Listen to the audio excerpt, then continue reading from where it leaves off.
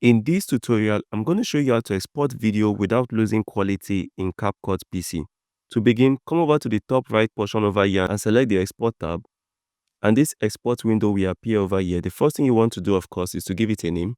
So I'm going to call this Export 1. Next, choose a location where you want this saved. I will highly recommend that you have created a folder for saving your project. So over here, I have under my desktop a folder called CapCut series, and I'm going to select this folder. The next thing you need to do under your video resolution is that the higher the resolution, the higher the image quality, but also what it does is that it increases file size. So for example, if I take this down to 1080p, you can see that the file size has dropped to 113 MB. But if I take this back to 4K, you will see that the file size has increased by 274 MB. But please note that you can only increase the resolution of your video to the maximum resolution at which you shot at. For example, if you shot your video at 2K, do not export at 4K. You will only be increasing your file size without increasing the image quality. So if you shot at 2K, simply export at 2K.